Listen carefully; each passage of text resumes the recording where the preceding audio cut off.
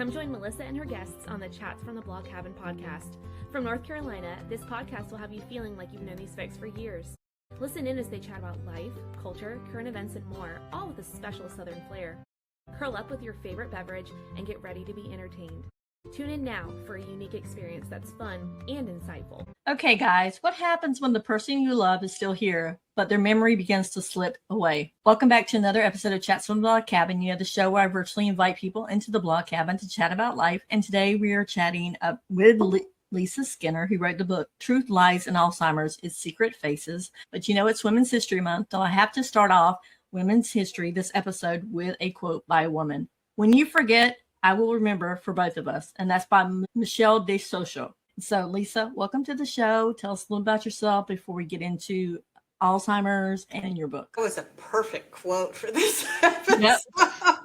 Yeah. Thanks so much for having me, Melissa. It's such a pleasure to be here with you today. So tell us a little about yourself. Okay. I am a certified dementia practitioner. I'm a certified dementia care trainer through the Alzheimer's Association. I'm a certified program director. I have had a lot of professional training in Alzheimer's disease and related dementia. I have been helping families navigate through these heartbreaking challenges that they experience when they have a loved one or they're caring for someone who lives with dementia for 30 years now. But I have also had, this is what kind of makes me unique. I've also had 8 of my own family members who have lived with one of the brain diseases that causes dementia. And we know there are over 100 brain diseases that cause dementia.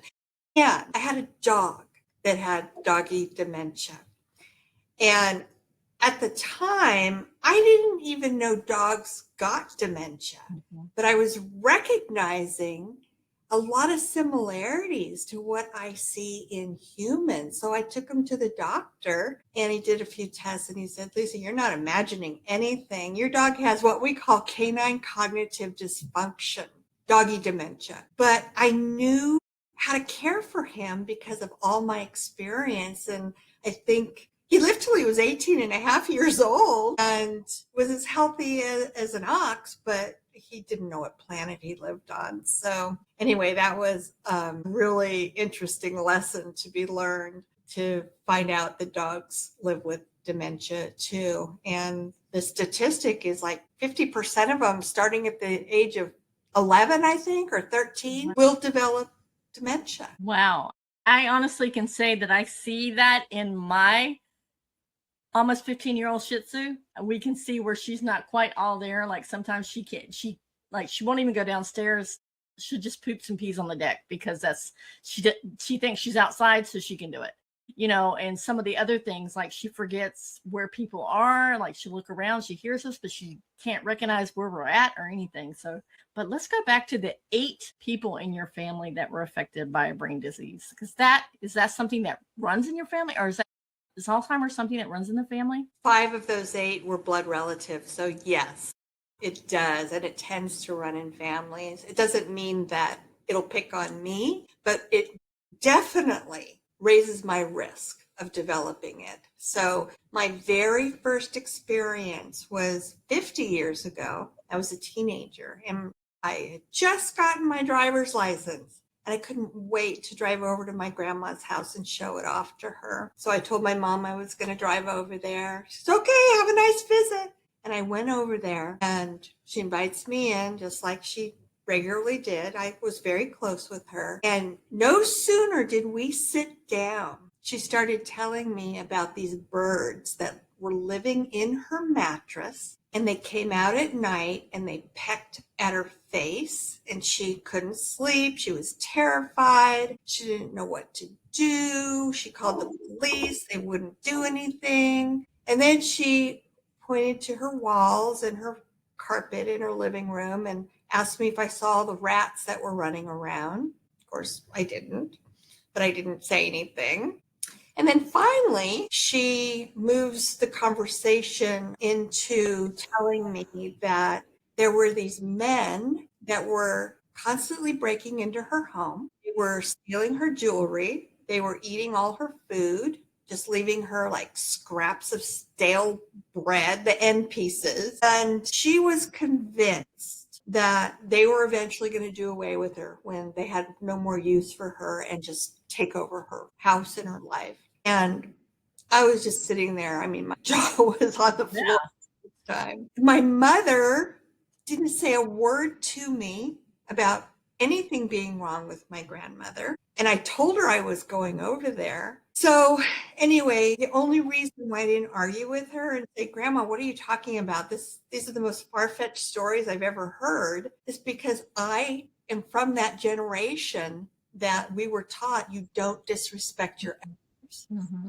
No matter how crazy they sound. So what I did was I acknowledged her feelings and I said, oh my gosh, this must be terrifying for you. I said, let's do this. Let's go into your bedroom. And it would be really helpful if you could show me where these birds are getting in and out of your mattress. And then maybe I can figure out how we can resolve this problem, get rid of the birds. Maybe we need to buy you a new mattress. So we walked in there. I'm looking everywhere, underneath, on top. And I said to her, this is the cute part of the story. I said to her, Grandma, I said, so far, I'm not really seeing any place that they're able to get in and out of your mattress. Do you happen to know how they're doing it?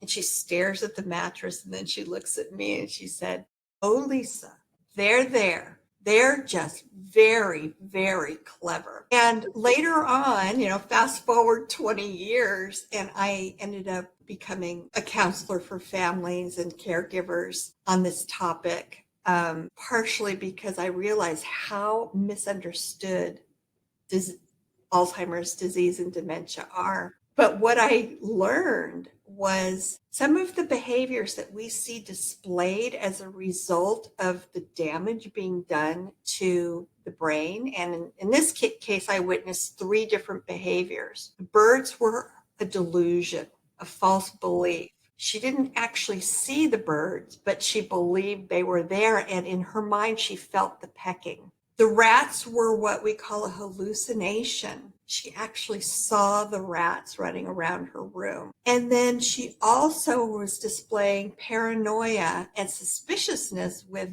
the men. Those are all 3 very, very common behaviors with dementia. And the thing I learned is they are so convinced in their mind's eye that what they're telling you is the absolute truth that they become very masterful at explaining their stories away to anybody who questions it. So when I asked her to help me find the place where they're getting in and out of, that was her brilliant, masterful answer. Because she couldn't think of anything else to say because they weren't there. So she said, they're there. They're just very, very clever. And that turns out to be, a very classic response, that they will find a way to explain away the stories that they believe are 100% true. Wow. What is the statistics for people with Alzheimer's? Because I know now you see, like, every once in a while, you'll hear somebody having it more and more than it used to be. Used to be it just to be, oh, they're crazy. We're gonna send them to the psychiatric hospital. But what is the statistics? Let me just comment on what you said, because when I did go home and confront my mom and say, what's wrong with Grandma? And I told her the stories, and she said, oh, your grandmother's been diagnosed with what they called back then senile dementia. Crazy. Your mom's crazy. And that is the way people interpreted senile dementia. It is not mental illness. She was not crazy. My grandmother had what turned out to be Alzheimer's disease, which is a brain disease, and it causes these symptoms. Yeah. And then the next thing out of her mouth was, but we're not talking about this. That was another very, very common response back in the 70s, that it was taboo to talk about it because of that stigma that people made the association that, if you are sitting there and somebody's telling you that birds are living in their mattress and rats are running on the floor, oh my gosh, that person is busy. Yep. That's not the case. So what was this other question? What are the statistics of people with Alzheimer's now? Well, they're very startling. So this is a global crisis that is unfolding in front of our eyes right now. In the United States, it is the 6th leading cause of death for the elderly. But in Finland, the UK, and a couple other countries, it's the number 1 leading cause of death. In the UK, Finland, Australia, and there's one other. But the thing that's scary, and this is addressing your exact question, the World Health Organization and the Alzheimer's Association have been telling us for several years now, probably since 2023, that by the year 2050, the number of people expected to develop Alzheimer's disease, they're expecting it to triple from the number of people living with it today. And I can tell you, I do this day in and day out. As a society, we just are not prepared for the number of people that are expected to develop Alzheimer's. And that's just Alzheimer's disease. There's over 100 brain diseases that we know of that cause similar symptoms that we put into this category that we refer to as dementia. So why do they think it would be tripled by the year 2050? There's a couple of reasons. The baby boomers are the largest human population in history, and we are aging. The eldest baby boomers are now in their late 70s, early 80s. The youngest are in their 60s. And this is a disease that typically shows up starting at the age of 65. But for every 5 years that we age beyond the age of 65, our risk of developing Alzheimer's disease advances exponentially. So just to illustrate that, by the time any of us right now turn 85 years old, 1 in 3 of us will have it. Now, if we do the math, 2050 sounds like it's a long way away, but it's really only 24 years. And we are not even close to a cure yet, or even a treatment that is proven to stabilize it or, reverse it or help with the symptoms and, manage them properly so people don't continue to advance, so delay the symptoms. So that's pretty startling that the statistics are as high as they actually are. And the other reasons why is because we now know that there are so many contributing risk factors that we've discovered in the last, 3 or 4 decades that have a correlation to increasing our risk of developing it. And it ranges from medical conditions that we may be living with, our gender, genetics, the foods we eat, the exercise we get. Air pollution is a huge contributor and raises our risk of developing Alzheimer's disease. Metals that are getting into our brains, the things that we now know that we didn't know 50 years ago that cause inflammation in our brains and our bodies are all risk factors that can either increase our risk of developing Alzheimer's disease or minimizing it. And 4 of them are what we call non-modifiable. In other words, if any one of these 4 risk factors applies to any one of us, we can't change that. And they are gender. More women do develop Alzheimer's disease than men. It's genetics. It's the gene that can be passed down by either one or both of our parents, called the APOE4 gene. Does not mean that you will develop Alzheimer's disease if you carry it. It's been passed down to you, but it increases your risk substantially. You can't change that. Ethnicity or race plays a role. There are certain races that are at a higher risk of developing Alzheimer's disease than others. And of course, you can't change that. And then the 4th one is, age, race, gender, and genetics. Age, race, gender, and genetics. But then on the flip side, we have what we call modifiable risk factors. And the reason why we call them modifiable is because depending on what it is, we can either make other choices to then negate that from increasing our risk, or if it's due to a medical condition, and there are a lot of medical conditions that we now know increase our risk of developing Alzheimer's, and I can share a few of those with you. They can be managed and treated by our doctors, or lifestyle choices, things like that. So the Lancet Commission just recently this year increased the statistic that we can minimize our risk of developing Alzheimer's disease by up to 45%, which is pretty significant. That's been increased from their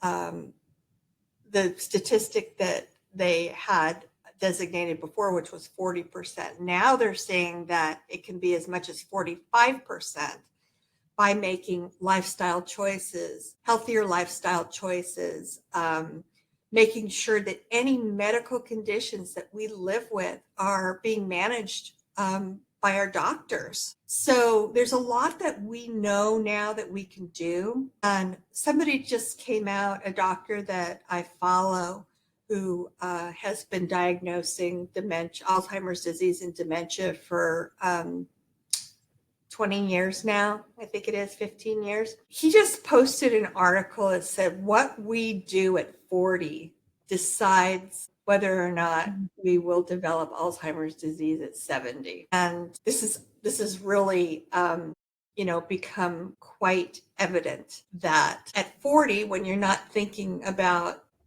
it's not even really probably entering your mind that by the time you're 85, 1 in 3 of us will have Alzheimer's disease. But the point being is we now know that what you do at 40 or younger can decide whether or not you will be living, any of us will be living with Alzheimer's disease starting at the age of 65 when it starts to show up. So what are some of the modified risks that you talked about? There's modified, there's unmodified, which is like race, gender, and genetics and things like that. But what are some of the things that we can modify so that? I'll talk about the health conditions. The number one non-modifiable risk factor that we know of that increases a person's risk of developing Alzheimer's disease is cardiovascular disease. So if any of us are living with hypertension, high blood pressure, high cholesterol, anything that can really damage our hearts. But if we are being treated by any of those conditions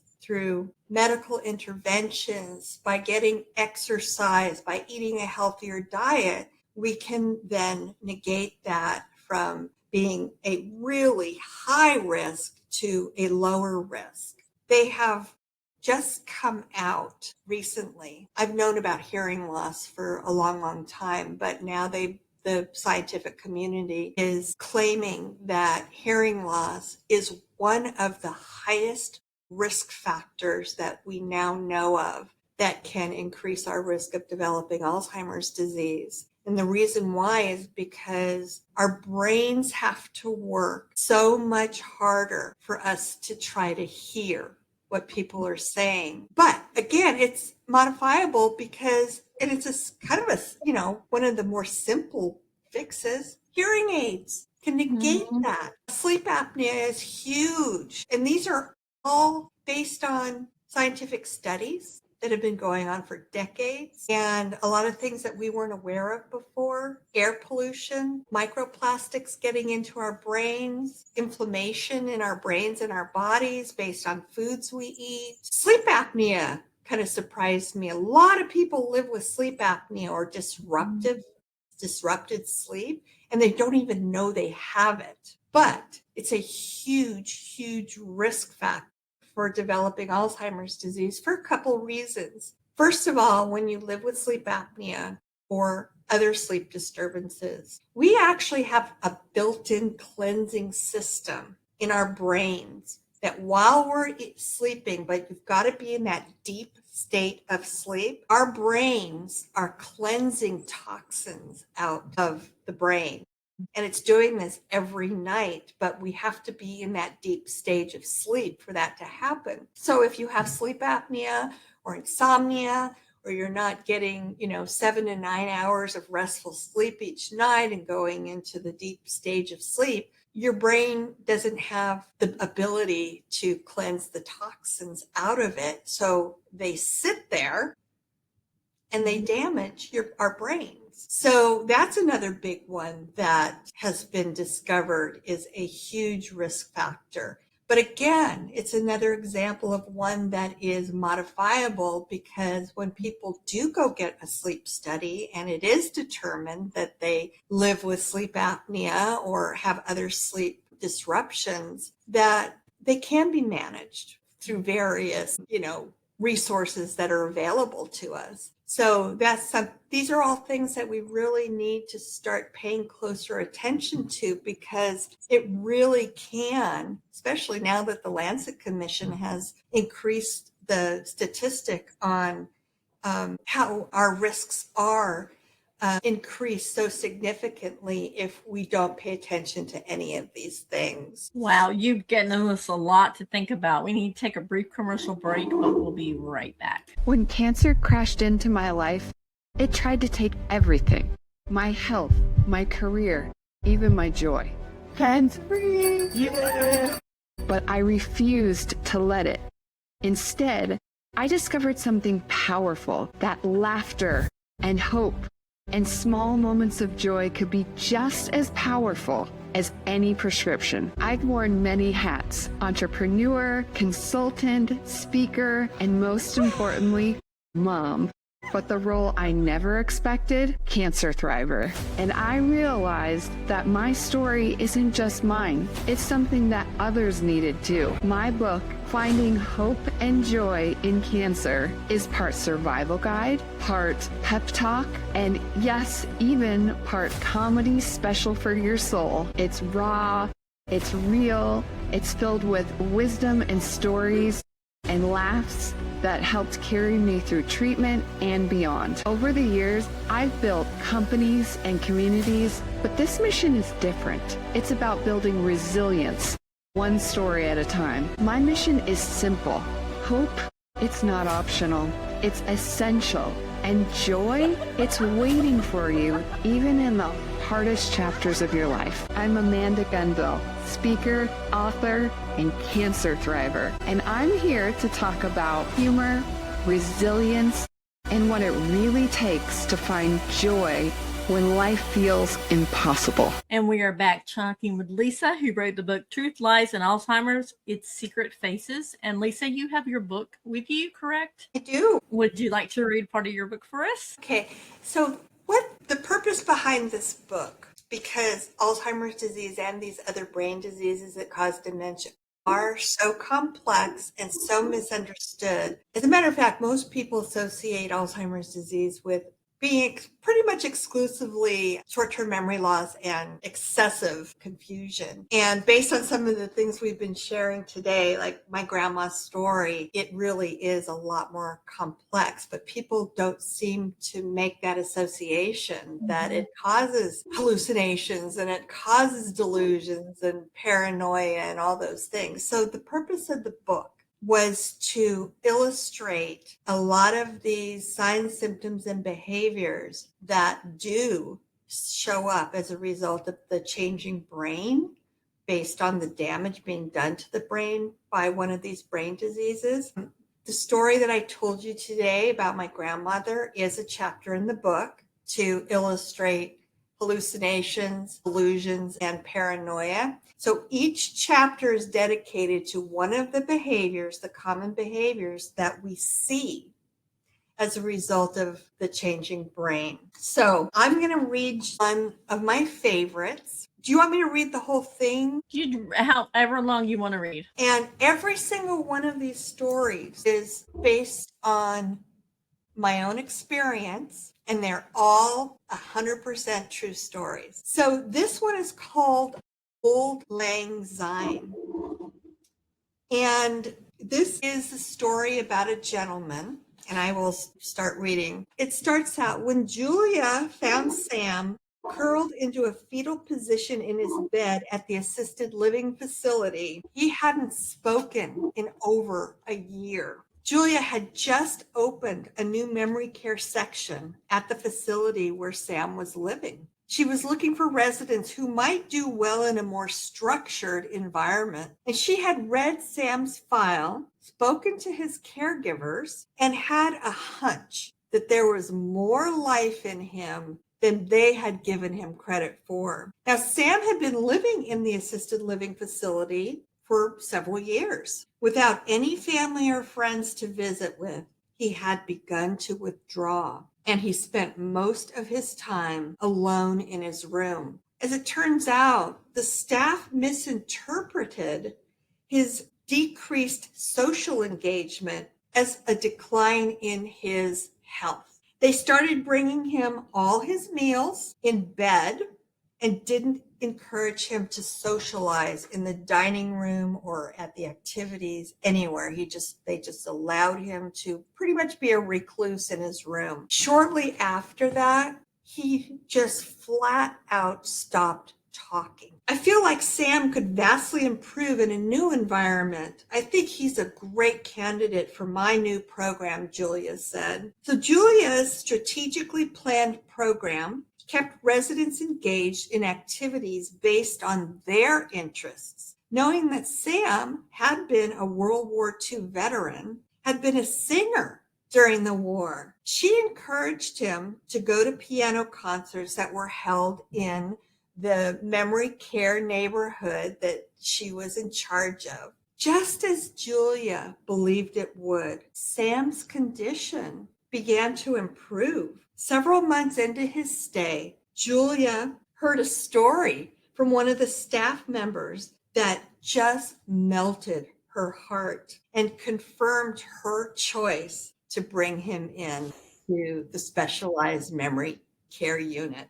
The employee reported that Sam had been quietly sitting in a wheelchair in the audience listening to this concert, this piano concert. On this particular day, during a particularly spirited singing of the classic Auld Lang Syne, Sam stood up, leaned against his wheelchair, and in sync with the other participants, started belting out the words, the chorus, Auld Lang Syne. Should old acquaintance be forgot and never brought to mind? Should old acquaintance be forgot in the days of Auld Lang Syne? A couple days later, after the concert, Sam and sat down, plopped himself in a chair right in front of her desk. Julia says to him, "Now don't you look like the picture of perfect health?" "I like it here," Sam says. Sam's health continued to improve,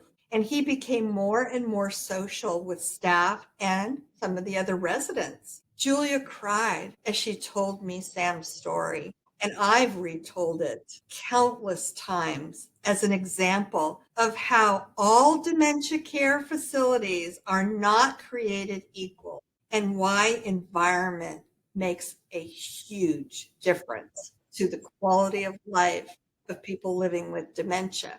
Now, further thoughts about this story. In Sam's story, it is important to remember what caused the changes in his ability to start communicating again.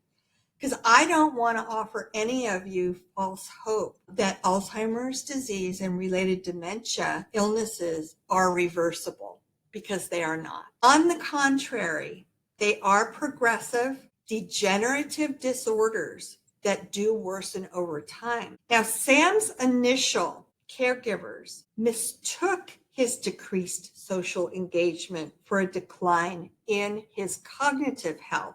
And this is what caused him to spiral further into social isolation. The resurgence of his communication skills can be attributed to the new memory care program, which employed well-trained staff and utilized activities that tapped into Sam's basic need to feel like he still belonged. So the right treatment environment can provide a sense of purpose and belonging.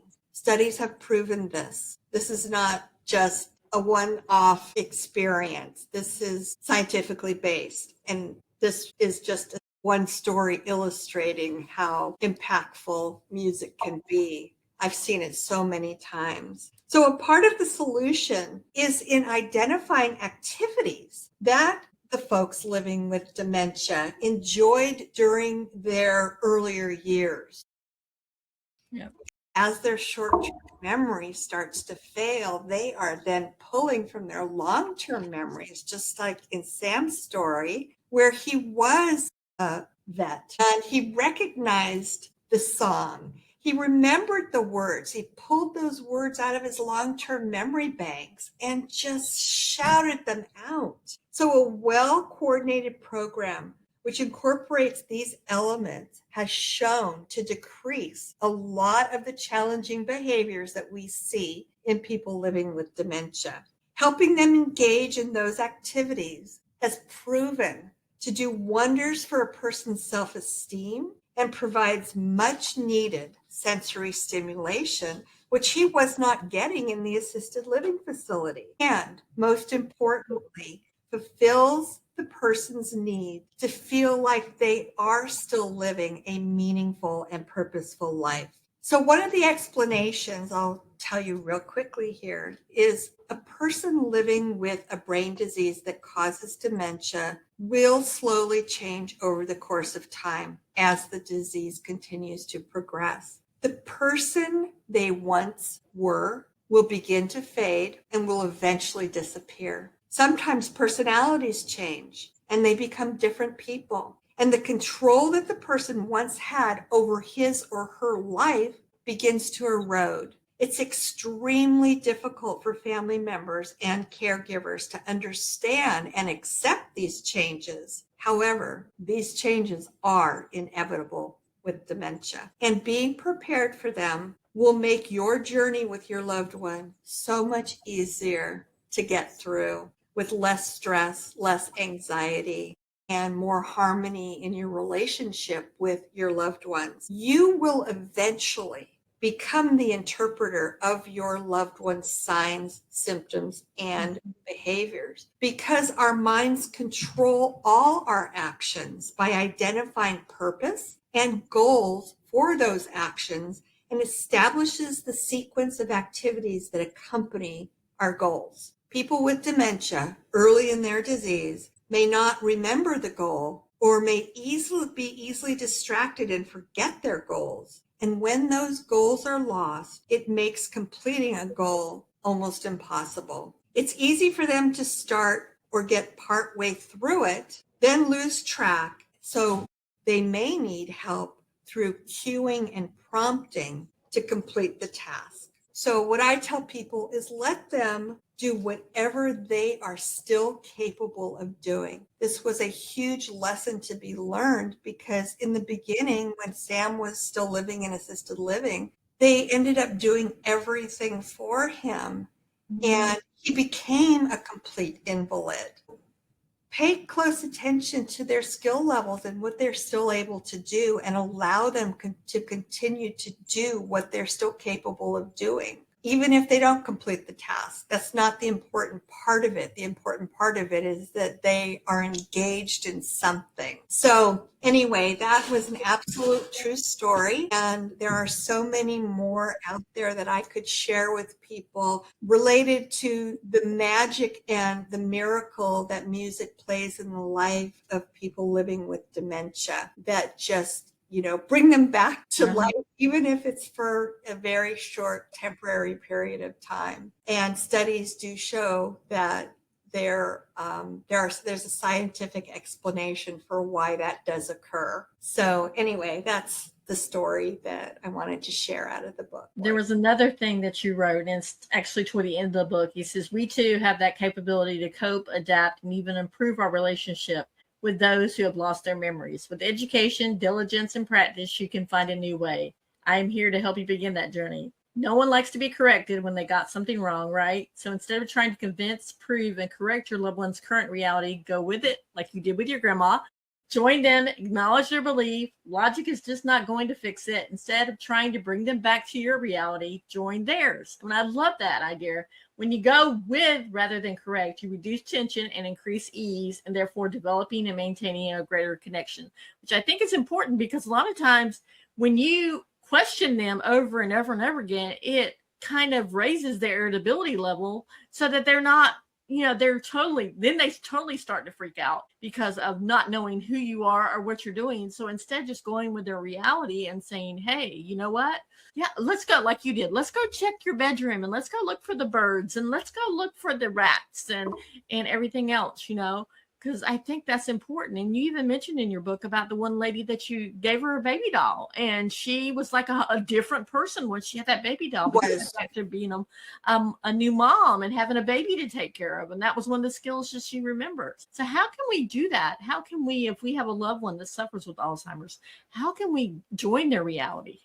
It's not easy. It almost comes down to having to retrain our brains from what feels instinctive to actually being counterintuitive to the way that we instinctively want to respond, which is to correct them, to fix them. We don't want to see our loved ones suffering from, in this new state of mind that they have been thrust into. But it's not our instinctive way to respond. Our instinctive way to respond is the old methodology of responding to people's false beliefs, untruths, which was called reality orientation therapy. And when I first started as a counselor and a behavior specialist in this industry, that's what was the popular practice. And just as you said, Melissa, it just increased people's frustration, anger, anxiety. They felt like, nobody's listening to me. Why don't you believe me? And the difference is, in their minds, it's real. It's not our reality, but it's their reality. And they believe whatever they are telling you is the honest to God truth. So there's incongruency between the healthy brain and the demented brain. So we have to meet them where they are, because we found out through reality orientation therapy that no matter what you say to somebody to convince them or try to convince them and try to steer them back into your reality, it doesn't work, because they're not going to change their belief, because that's what they truly believe. It's like we're trying to convince somebody that the sun rises on the west and sets on the east. Nobody's going to believe you. You might believe it to be true. So that's kind of an example of what's happening in a healthy brain versus a brain that is living with a brain disease. So the new methodology that came out of it is what we call a person-centered approach to dementia care. And I'm certified in that. I've been heavily trained in it. And one of the components of that is to do what we just discussed. You just brought it up again. Join their reality. You don't have to feel like you're lying to them. I did not lie to my grandmother. And this was a total quirk, because like I said, I was 16 years old, and the only reason I didn't argue with her is because I was taught not to. You don't contradict your elders. And that was a strict rule in our house. So I didn't, but I felt so bad for her. I wanted to help her. So I acknowledged her feelings. I validated her feelings, and I offered a solution. And I never found myself kind of being backed into a corner to have to lie to her. I said, Grandma, I really want to help you. I see how terrified this is making you, and I want to help. So can you show me where those birds are getting in and out of your mattress? So I joined her reality. I went along. I met her where she was, and she felt completely validated. Oh, somebody does believe me. As it turns out, my grandma was calling the police 3 or 4 times a day, reporting all these things. And they did go out to check it out. And of course, they didn't find any evidence of anything. So they dismissed it as her being an absolute nut. They told my mother, you got to do something with her. She's a nut. We don't have the resources to keep going over and answering these calls. What they didn't realize was there was something biologically wrong with her brain.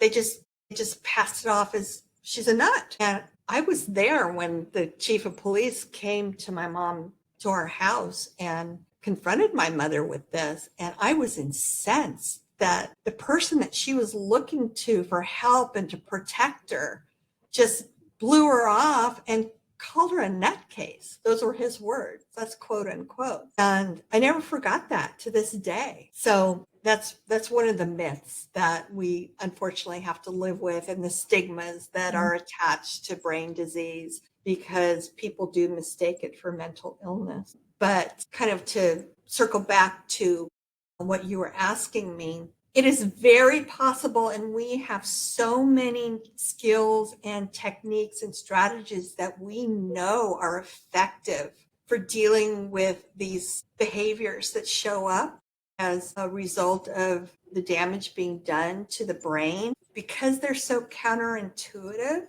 you really, and most people honestly don't even know that they exist. Wow. So that's what makes taking care of people living with dementia even that much more difficult, because the effective reactions, the effective responses to de-escalate the situation and resolve the situation don't come naturally to us. It's like we have to learn a whole new language. Yep, I can see that. Unfortunately, our time is almost up. Is there one thing that we either talked about that you want to reiterate, or something we haven't touched on? The floor is yours for the next 2 or 3 minutes, and then we'll talk about where people can find you. Okay. The only thing that I would really love to stress is, if dementia enters your world, either you're a caregiver for somebody living with it, or it touches your family, like it has with mine 8 times, the more you learn about what to prepare for and what to expect, the smoother your journey is going to be for you and your loved one. And keep in mind, these are long drawn out courses. My grandmother, after the day that she told me all these far-fetched stories that she was sharing with me, she lived another 20 years. Wow. That is a long time. The average is 8 to 15. But think about that. It's a long time to try to have a harmonious relationship with somebody that just doesn't have the same reality that we are living in. And there is that incongruence there. So that's my best advice, is learn as much as you can, like some of the things that we've been sharing on the show today, because this is the real life of people living with dementia, all these things we've been talking about. And the more you're aware of them, the more you can be prepared and expect them to show up unexpectedly, which is inevitably going to happen. For sure. And I agree, especially now when, people are living a lot longer too, that you need to start being prepared and start preparing your kids to say, hey, look, we need to start researching this. We have, so much scientific work out there. We need to think about ways and strategies to already come up with, so we already have them in place. So they're out there. Affect our family. Yeah. They exist. They're real. So it's not like we're, reaching for straws out of the air or anything. This is all backed by, science and studies. You just have to know about them. We don't know what we don't know, right? Right. That's one of the reasons why I was so thankful that I was like, for Women's History, Alzheimer's, we have to talk about this because it's not talked about enough. It's like, oh my gosh, somebody has Alzheimer's and it's like a death sentence. People think it's a death sentence, but people, like you said, like your grandmother, lived 20 years with this disease and not, and you learn to adapt. And it's hard on the person, but it's also hard on the family, because they lose that person that they either fell in love with, or was their loving grandmother, or was their loving wife or husband, or whatever, or their kids, even for that matter. Sometimes I've seen where older adults have younger kids that are in their 60s, because people are living a lot longer, that have a child that has Alzheimer's. And so having to reintroduce yourself to that person, so that person knows who you are and they feel safe with you, because I think that's important too, that they know that you're a safe place for them to land. Well, that's a great point, Melissa, because the world becomes as these diseases are advancing and progressing, the world becomes a scarier place to them every single day as they progress through it. And that's what we need to provide for them, is the feeling of security and safety, and they still have purpose and meaning in their life. It does fall to us to provide that, but it's doable. It's very doable. And we can provide a higher quality of life. So it's a different life for them, but it can still be a quality life if we are prepared and know how to provide that for them. For sure. Now tell people where they can find you. Oh, well, my website is mindingdementia.com. And I actually also host a podcast, and I cover a different topic related to Alzheimer's disease and dementia every week. So I've got 150 something episodes to date. The podcast is rated in the top 10% globally, and it's a great resource. And that's why I'm telling you, it's a great resource for people who are looking for this type of information, because I talk about everything under the sun that's related to living with Alzheimer's disease and dementia. It's called, the same as my book, it's called The Truth, Lies, and Alzheimer's Show. And your book, where can people find your book? The best place is either on my website or on Amazon. All the fine bookstores, sellers sell it, but probably we all, our go-to is Amazon, right?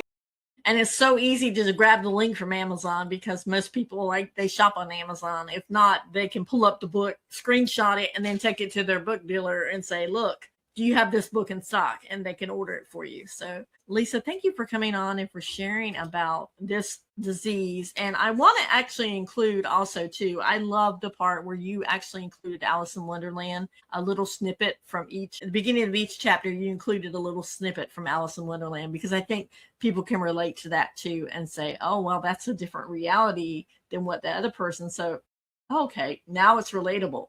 Because before it wasn't relatable, but now when you show the different realities for people, it's relatable. I'm glad that you picked up on that, because one of my keynote speeches does draw parallels between what it's like to really live with Alzheimer's disease and the Alice in Wonderland story. And I noticed the similarities in the story. And we all know the story. We grew up with it, so it's relatable. And it really, the way I deliver that presentation really draws direct parallels to both worlds. So thank you for bringing that up.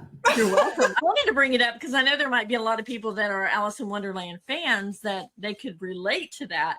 So I wanted to point that out, because I think it's, when you're reading a book about Alzheimer's and it's such a heavy topic, but you not only made it where it was, I don't want to say enjoyable, but it was, you could actually learn something but not being so dragged down and all the drugs and stuff. It's actually a very, I want lighthearted almost way you wrote it, because it shows people that yes, people do have Alzheimer's. Yes, they do have memories and they can't remember things and they will get, but there's also strategies that you can do with it. So it's almost like it's a beacon of light for people. And that's exactly why I wanted to write it from that perspective, because it doesn't necessarily have to represent all doom and gloom. That is so true. So Lisa, thank you for coming on and for writing the book. Once again, Lisa, thank you for coming on and for writing the book, for sharing such incredible tips. I will definitely, you guys need to read this book, because it is very informational, but not in a way that it just slams you over the head with all these figures. It's in such a way that it's lighthearted, and it's a beacon of hope for people who are struggling with someone who has Alzheimer's and they really don't know what to do. You give them some great strategies in the book. So thank you. And thanks again for having me and supporting, raising awareness of this really difficult disease to get through for anybody involved, not just the people living with it, not just the caregivers, everybody. So once again, Lisa, thank you. And if you know someone who would like this episode, please share, like, and subscribe as well. Until next time. Bye, guys.